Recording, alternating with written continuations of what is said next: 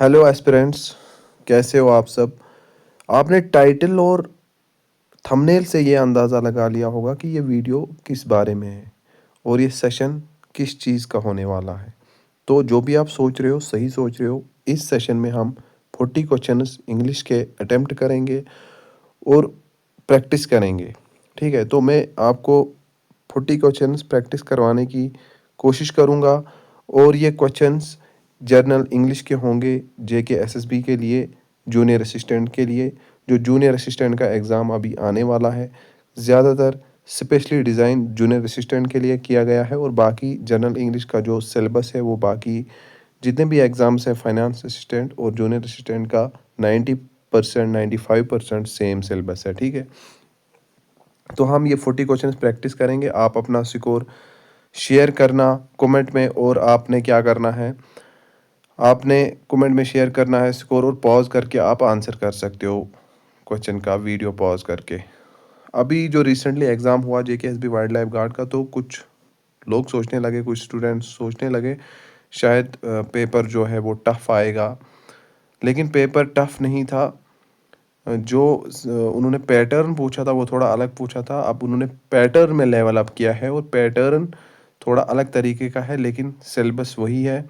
उसी सिलेबस से क्वेश्चंस आए हैं, तो आज भी हम उसी सिलेबस से करेंगे, उसी सिलेबस पर करेंगे जो सिलेबस में दिया गया है उसी में, लेकिन पैटर्न ये वाला इस्तेमाल करेंगे। ठीक है, तो इसी लेटेस्ट पैटर्न के मुताबिक जो जेकेएसबी अब इम्प्लीमेंट कर रहा है। ठीक है, तो पहला क्वेश्चन है error detection, subject verb agreement with fractions, identify the sentence with that contains a grammatical error. हमने इन चार में से एक सेंटेंस को पहचानना है जिसमें ग्रामेटिकल एरर हो। 2/3 of the forest has been cleared for farming. 3/4 of the applicants is from rural backgrounds. Half of the cake was eaten by the children. 1/5 of the budget is allocated for infrastructure. Fractions के साथ verb का इस्तेमाल noun पर depend करता है जो of के बाद आता है। अगर नाउन काउंटेबल और प्लूरल हो, जैसे एप्लीकेंट्स है ना, जैसे एप्लीकेंट्स, तो वर्ब प्लूरल होगी। यहाँ इज़ की जगह और होना चाहिए। ये जो इज़ है यहाँ पे और होना चाहिए। फॉरेस्ट है ना, ऑप्शन ए सिंगुलर है इसलिए हैज़ सही है।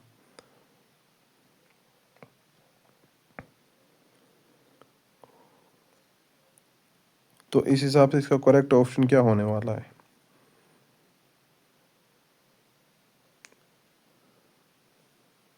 ऑप्शन बी इसका करेक्ट आंसर है। 3/4 of the applicants is from rural backgrounds. ठीक है, तो अगले क्वेश्चन पे चलते हैं। Not only he complained about the food but also he refused to pay the bill. Sentence improvement, inversion after negative adverbials. Not only he complained about the food but also he refused to pay the bill में कौन सा option सही होगा? He complained, did he complain, he had complained, was he complaining? जब sentence not only say शुरू होता है ना, तो इन्वर्जन क्वेश्चन पैटर्न आता है, इसलिए not only did he complain सही है, ना कि not only he complained. Not only did he complain सही है, तो ऑप्शन बी इसका करेक्ट आंसर है। आपको हर क्वेश्चन जब स्क्रीन पे आए, कोई भी हर एक क्वेश्चन जब स्क्रीन पे आए, आपने पॉज कर लेना, उसका आंसर करना है, तब तक आंसर रिवील हो चुका होगा।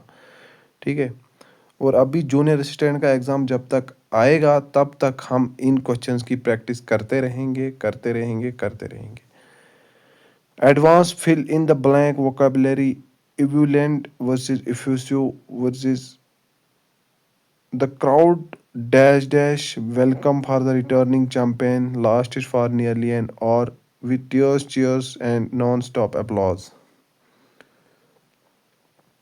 सवाल क्या है? The crowd's dash dash welcome for the returning champion, last is for nearly an hour.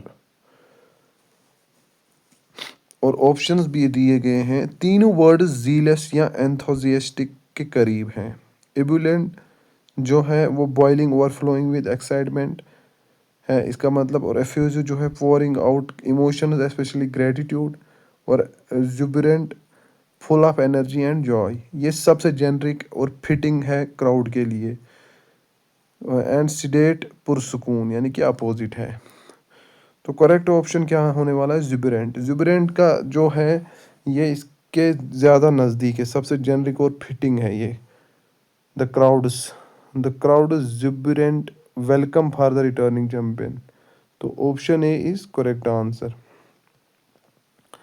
Rare idioms and phrases. The new managers plan to restructure the entire department without consulting anyone was an attempt to simply.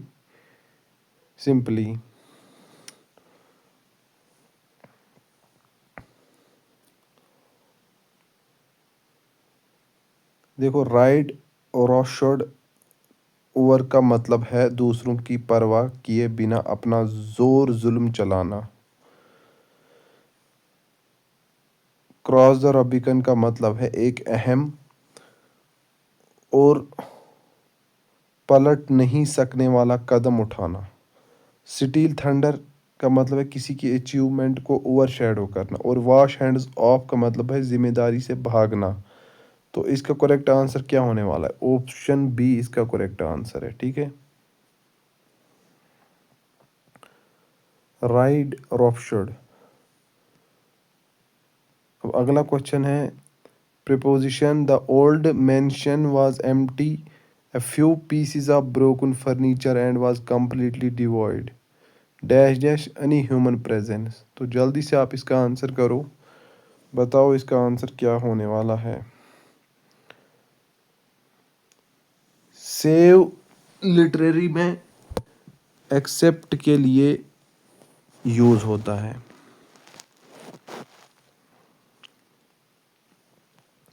Devoid हमेशा of के साथ आता है, devoid of life emotion है ना। Empty but भी चल सकता है, लेकिन यहाँ सेव ज़्यादा पोएटिक और प्रिसाइज है। तो save of is correct answer. The old mention was empty save pieces of broken furniture and was completely devoid of any human presence. Select the correct passive form. Everyone expected him to win the prestigious award. Subject क्या है? Everyone है। Object him और infinitive to win. Passive में objective subject बन जाता है। He was expected to win, structure सही है ना। He was expected to win the prestigious award by everyone. तो ऑप्शन ए इसका करेक्ट आंसर है। चलें आप इसका आंसर करें। The old women said to me, may God bless you with a long and happy life my child. Operative sentences जैसे कि जो दुआ या विश जाहिर करें। मैं प्रेड, PRAYED, जो प्रेड है ये स्पेसिफिक होता है। जब गॉड से सीधा कहा जाए, यहाँ सिंपल विशड दैट माइट ज़्यादा कॉमन और सही है। The old women wished that God might bless me with a long and happy life is correct answer. Option C is correct answer. अगला क्वेश्चन है, चलें इसका आंसर करें आप। Punctuation and clauses, restrictive versus non restrictive. Which sentence conveys that the speaker has only one brother? My brother who is a doctor lives in Mumbai. My brother who is a doctor lives in Mumbai. My brother who is a doctor lives in Mumbai. इसमें जो आप punctuation देख रहे हो ना, my brother comma who is a doctor lives in Mumbai, फिर full stop लगाया हुआ है। तो अब करेक्ट हमने बताना है कौन सा सेंटेंस बताता है कि स्पीकर का सिर्फ एक भाई है। ठीक है, commas, bracket close, bracket opening bracket और क्लोजिंग ब्रैकेट है ना, बताते हैं कि देखें कॉमा फिर ओपनिंग ब्रैकेट फिर क्लोजिंग ब्रैकेट, मतलब जो देखें आप जो कॉमास हैं बताते हैं कि ये एक्स्ट्रा इंफॉर्मेशन है। अगर कॉमास नहीं है ऑप्शन बी, तो इसका मतलब है कि स्पीकर के मल्टीपल ब्रदर्स हैं और हम बात कर रहे हैं उस पर्टिकुलर ब्रदर की जो डॉक्टर है।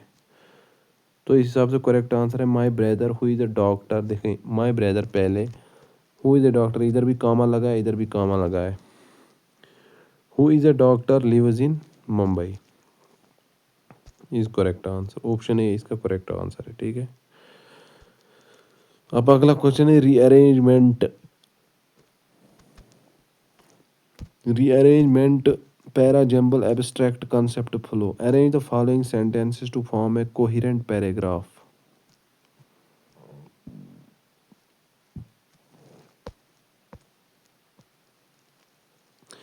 पहले कंसेप्ट इंट्रोड्यूस करो, फिर उसकी बेसिक डिफिनीशन दो, फिर एग्जांपल दो और फिर उस एस्पेक्ट की गहराई बताओ। ठीक है, तो कंसेप्ट इंट्रोड्यूस कैसे करेंगे? Consider for instance the concept of performativity as applied to social identity.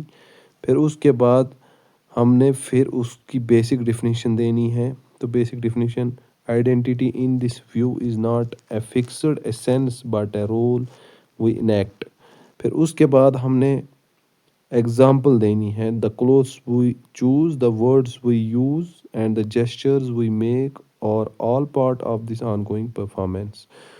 तो ऑप्शन 3 फिर उसके बाद हमने उसकी गहराई, आस्पेक्ट की गहराई बतानी है। This performative aspect however is not merely superficial, it actively shapes the identity it purports to express। तो इस हिसाब से 4231 is correct answer. 4231 option A इसका करेक्ट आंसर है। अगले क्वेश्चन पे चलेंगे। If without inverted, without if है ना, conditional. The committee heeded the warnings earlier, the financial loss could have been averted। ये थर्ड कंडीशनल का इन्वर्टेड फॉर्म है। If the committee had heeded की जगह हैड द कमिटी हीडेड लिख सकते हैं, है ना।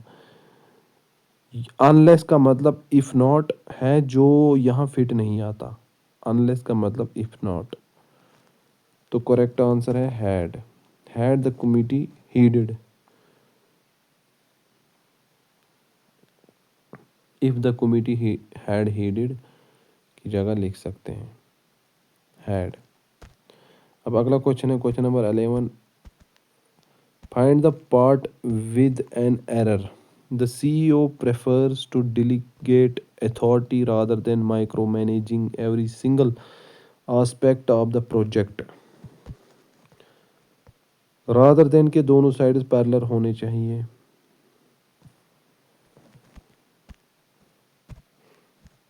है ना। और उसके मज़ीद पहली साइड में इन्फिनिटिव है जो डेलीगेट, दो दूसरी साइड में भी इन्फिनिटिव माइक्रो मैनेज होना चाहिए। गिरेंड है जो यहाँ गलत है।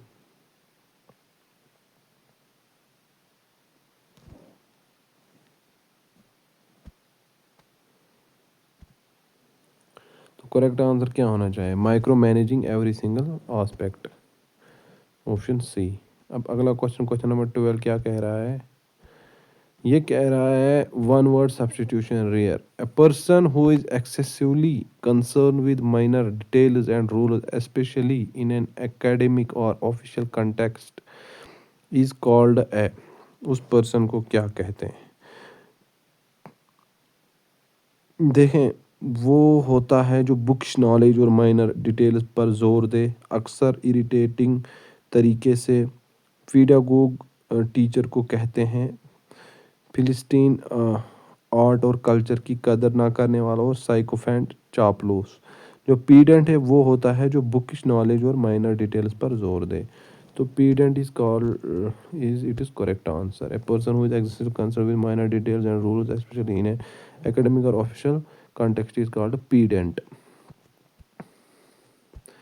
अगला क्वेश्चन है I have told him repeatedly to submit the report on time but he is always forgetting. Question 13 कह रहा है I have told him repeatedly but he always forgetting का बेहतरीन वर्जन क्या है? Frequency adverbs, always, always, never, often. आमतौर पर में वर्ब से पहले आते हैं। ही ऑलवेज फॉरगेट्स ज़्यादा नेचुरल है। ही इज़ ऑलवेज फॉरगेटिंग से जो इरिटेशन शो करने के लिए यूज़ होता है, लेकिन यहाँ सिंपल फैक्ट बताना है, तो ही always forgets is correct answer. अगला क्वेश्चन है, the minister was accused of having a vested interest.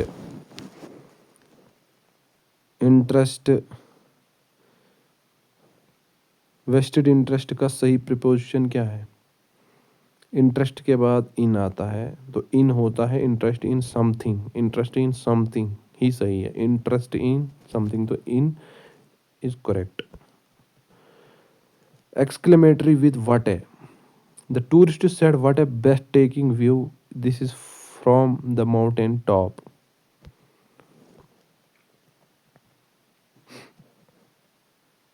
Exclamatory sentence में व्हाट, ए और हाउ को इनडायरेक्ट स्पीच में हटाकर वेरी या ग्रेट जैसा वर्ड ला सकते हैं। वेरी या ग्रेट जैसा वर्ड है ना। तो यहाँ सिंपल दैट क्लॉज बना सकते हैं। ऑप्शन ए सबसे सीधा और सही है। The tourist exclaimed that it was a breathtaking view from the mountain top. अब चलें आप इसका आंसर करें। मैंने आपको पहले कहा है पॉज करके आप आंसर करें। पॉज करके, अगर आपको तक लगता है कि मैं तेज चल रहा हूँ, पॉज करें, आंसर क्वेश्चन आए आपके स्क्रीन पे, पॉज करें, फिर देखें, फिर चलें, तब तक आंसर रिवील हो चुका होगा। क्वेश्चन 16 कह रहा है, you dash the documents before signing them, now we have a legal mess. Should have checked, must have checked, could check, would have checked. Past में जो करना चाहिए था और नहीं किया उसके लिए शुड हैव प्लस वर्ब 3 आता है। जैसे मस्ट हैव का मतलब स्ट्रॉन्ग पॉसिबिलिटी, अजप्शन होता है, क्रिटिसिज्म नहीं। तो मैंने आपको पहले बताया पास्ट में जो करना चाहिए था और नहीं किया उसके लिए शुड हैव प्लस क्या लगता है? शुड हैव प्लस, तो इसलिए यहाँ पे शुड हैव चेकड लगेगा। ठीक है। The data collected from the survey suggests that a large of people is unaware of the new traffic rules. A number of का मतलब many होता है और ये प्लूरल होता है। इसके साथ प्लूरल वर्ब और आएगी, है ना, ARER। और नंबर ऑफ सिंगुलर होता है, यहाँ ए लार्ज नंबर है इसलिए और होना चाहिए। डाटा टेक्निकली प्लूरल है, लेकिन मॉडर्न इंग्लिश में इसके साथ सिंगुलर वर्ब चलती है, इसलिए ऑप्शन बी में सजेस्टिव गलत नहीं है। तो इस हिसाब से करेक्ट आंसर क्या होना चाहिए? A large number of people is unaware, तो option C is correct answer. अब क्लॉज यहाँ पर हैं, in the sentence once appointed the new director will have complete authority to restructure the department, the underlined part is a। once he is appointed को छोटा करके once appointed कर दिया गया, है ना। once appointed कर दिया गया किसको? once he is appointed को छोटा करके, और ये टाइम बताता है जब वो अपॉइंट हो जाएगा, इसलिए ये एडवर्ब क्लॉज ऑफ टाइम का रिड्यूस्ड फॉर्म है। Reduced adverb clause of time। Rare idioms and phrases। The sudden resignation of the project lead just before the deadline left the entire team completely।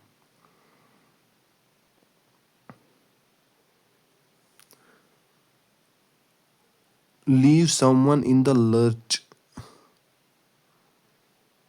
है ना, का मतलब है मुश्किल वक्त में साथ छोड़ देना। इसका मतलब है एंड हाई एंड ड्राई भी सेम मीनिंग है, लेकिन अक्सर फिजिकल अबॉन्डोनमेंट के लिए इन द लर्ज ज़्यादा कॉमन है इस कॉन्टेक्स्ट में, तो in the large is correct answer.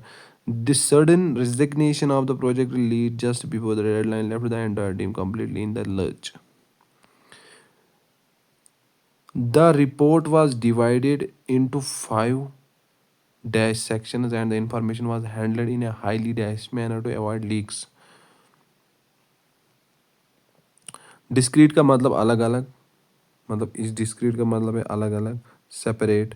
और डिस्क्रीट इसका मतलब है छुपके से, वाइज, केयरफुल, ताकि किसी को पता ना चले। पहले सेक्शंस अलग थे इसलिए डिस्क्रीट, दूसरे में हैंडलिंग छुपके से करनी थी इसलिए discrete.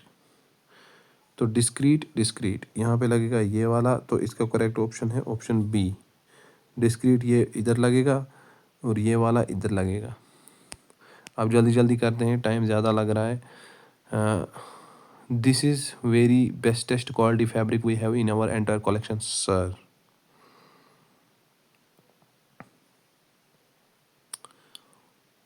Best, BEST, best already superlative सबसे अच्छा है, इसके साथ EST जो है नहीं लगाया जा सकता। बेस्टेस्ट वर्ड ही गलत है, ठीक है, बेस्टेस्ट वर्ड ही गलत है। वेरी बेस्ट बोल सकते हैं लेकिन बेस्टेस्ट नॉट स्टैंडर्ड है। तो error detection bestest, very bestest quality is incorrect answer, sorry correct answer. Incorrect उसमें एरर डिटेक्शन है, मतलब ग्रामेटिकली इनकरेक्ट है ये, लेकिन इधर ये करेक्ट है। The committee suggested that chairman should reconsider his decision. Suggest, recommend, demand जैसे वर्ड्स के बाद सब्जेक्ट टू मूड आता है, जिसमें that plus subject plus base form of verb होता है। शुड का इस्तेमाल सब्जेक्टिव में नहीं होता, रिकॉन्सिडर बेस फॉर्म है। तो करेक्ट आंसर क्या होना चाहिए? What should be the correct answer? Correct answer that the chairman reconsider. अगला क्वेश्चन है, the mountain road was so dash the driving was exhausting and the 3 hour journey felt absolutely. Tortuous का मतलब है टेढ़ा मेढ़ा, घुमा फिरा के, फुल ऑफ ट्विस्ट्स। टर्टस का मतलब है दर्दनाक, है ना। ये दो टर्टस एंड टर्टस, इनको प्रोनाउंस करना भी मेरे लिए मुश्किल है। दर्दनाक, तकलीफ दे, फुल ऑफ टॉर्चर। देखिए मैं आपको दिखाऊंगा ऐसे, इसका मतलब है दर्दनाक, तकलीफ दे, फुल ऑफ टॉर्चर, और इसका मतलब है टेढ़ा मेढ़ा, घुमा फिरा के। और फुल ऑफ टॉर्चर इसका मतलब है पहले वाले का।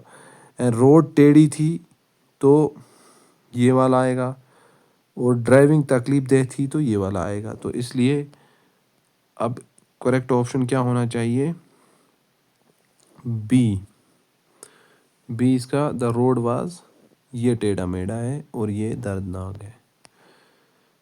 टर्टुअस एंड टर्टरस, टर्टरस एंड टर्टुअस। अब जैसे भी आप अच्छे से प्रोनाउंस कर लेना। रियर आइडियम्स एंड फ्रेजेस, यहाँ पे in the heated debate the junior minister was forced to dash when his own data contradicted him, contradicted his argument, है ना। ईट योर वर्ड्स का मतलब है अपनी कही हुई बात वापस लेना, एडमिट करने के बाद, एडमिट करना कि आप गलत थे।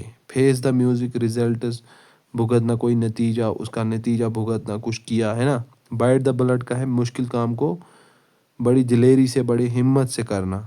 बीट रिट्रीट का मतलब है पीछे हटना। तो in the debate the minister was forced to eat his words when his own data contradicted him. तो eat his word is option A is correct answer. Option A is correct answer, option A is correct answer. The driver completely, option A इसका correct है ना।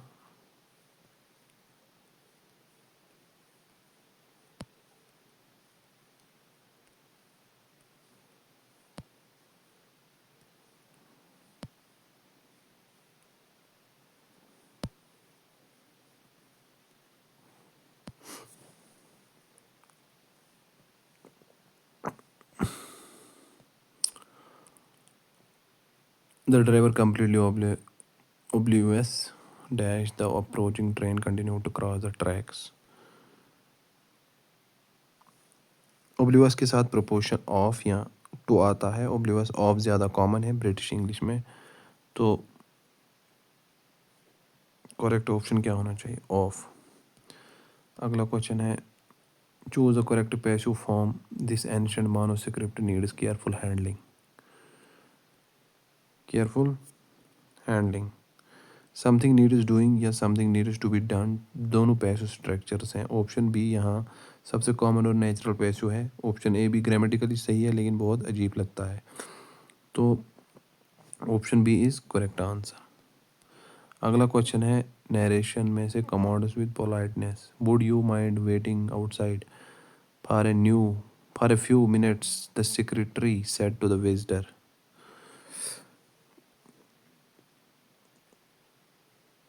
ये एक polite request है लेकिन original sentence का structure question का है, वुड यू माइंड, इसलिए डायरेक्ट स्पीच पे इसे asked if he would mind के साथ रिपोर्ट करना ज़्यादा एक्यूरेट है। तो secretary asked the visitor if he would mind waiting outside for a few minutes, option B is correct answer. अगला क्वेश्चन है, punctuation colon versus semicolon, which sentence uses the colon correctly.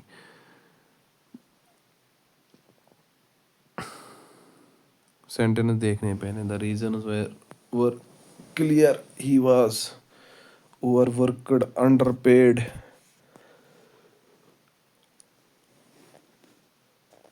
जो colon होता है ना, ये इसका इस्तेमाल कहाँ पर होता है?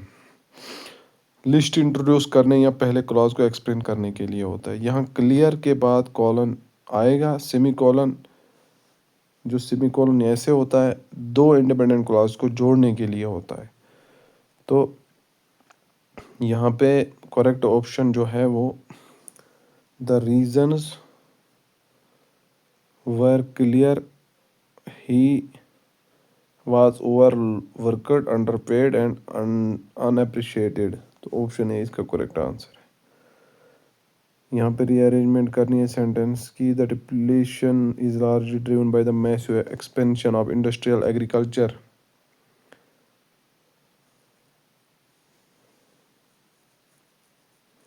पहले हमें प्रॉब्लम बतानी है, फिर उसकी वजह बतानी है, फिर उसका नतीजा, फिर उस नतीजे का अगला इफेक्ट। पहले प्रॉब्लम बताओ, प्रॉब्लम क्या है? The world's top soil is being depleted at an alarming rate. तो ये प्रॉब्लम में हो गया 3। फिर उसके बाद हमें उसकी वजह बतानी है। वजह, वजह कहाँ पे है? The depletion is largely driven by the massive expansion of industrial agriculture. तो ये वजह है। फिर हमें नतीजा बताना है। Consequently the work very foundation of our food system is under threat. फिर उसके बाद हमें उस नतीजे का अगला इफेक्ट बताना है। तो वह without healthy soil crops yields will inevitably decline leading to food scarcity। 3124 is correct answer. ये कहाँ पर है? ऑप्शन ए यहाँ पे दिया गया है, ये इसका करेक्ट आंसर है। By the end of the decade renewable energy sources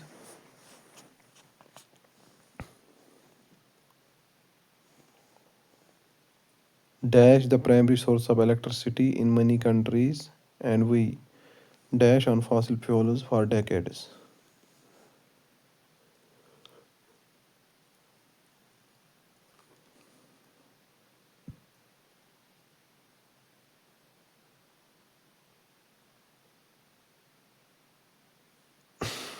by the end of this decade, एक फ्यूचर डेडलाइन के साथ future perfect will have become आता है, विल हैव बिकम। और दूसरा हिस्सा बता रहा है कि उस वक्त तक ये काम रिलाइंग ख़त्म हो चुका होगा, इसलिए वहाँ भी फ्यूचर परफेक्ट चाहिए। तो ऑप्शन बी इसका correct answer, will have become, will have stopped relying. Find the part with the error. With an error, I cannot hardly believe that he failed the test, given that he didn't do no work at all। I cannot hardly believe that he failed the test, I given that he didn't do no work at all।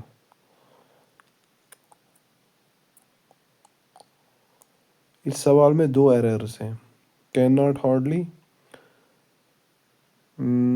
और क्या है इसमें, double negative है क्योंकि hardly खुद negative है,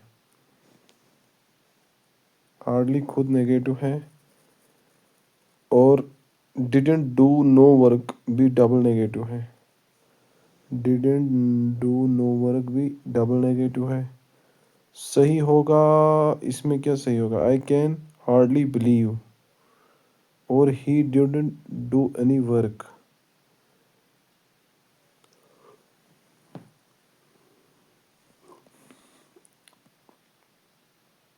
ए और C दोनों में वो ये है, एरर है, इसमें भी एरर है और इसमें भी एरर है।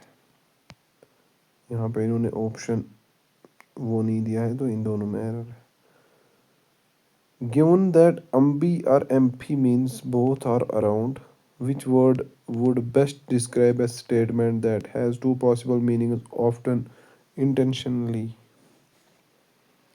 Intentionally. Intentionally. एम्बिगियस का मतलब है दो माने वाला, जैसे जिसका एक से ज़्यादा इंटरप्रिटेशन हो। एम्बिवेलेंट का मतलब है कट्ठी फीलिंग्स, है ना। एम्बी डेक्स्ट्रस का मतलब है दोनों हाथ बराबर काम जब करते हों। और एम्बीफियस का मतलब है, एम्बीफिबियस का मतलब है पानी और ज़मीन दोनों में रहने वाला। तो करेक्ट आंसर क्या होने वाला है, एम्बिजियस। ऑप्शन सी इसका correct answer. The old man nearly walked for 20 miles to reach the temple. इसमें क्या करना है हमने, सेंटेंस इम्प्रूवमेंट। नियरली को उसके करीब होना चाहिए, nearly. The old man nearly walked for 20 miles to reach the temple. जिस वर्ड को वो मॉडिफाई कर रहा है उसके नज़दीक होना चाहिए इसको, नियरली को। यहाँ वो 20 माइल्स को मॉडिफाई कर रहा है, तकरीबन 20 माइल्स, इसलिए फॉर नियरली 20 माइल्स सही है।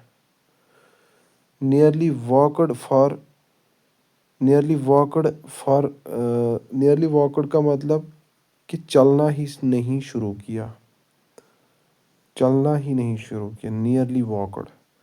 ठीक है, तो करेक्ट ऑप्शन क्या होना चाहिए, nearly walked for 20 miles, walked nearly for 20 miles, walked for nearly 20 miles, walked for 20 miles nearly, walked for nearly 20 miles is correct answer, option C. The salary offered for the position was not commensurate dash the level of experience and responsibility required। commensurate के साथ preposition with आता है हमेशा,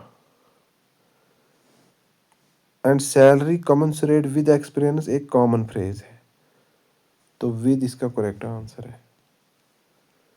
The teacher said the earth revolves around the sun and this fact was discovered centuries ago।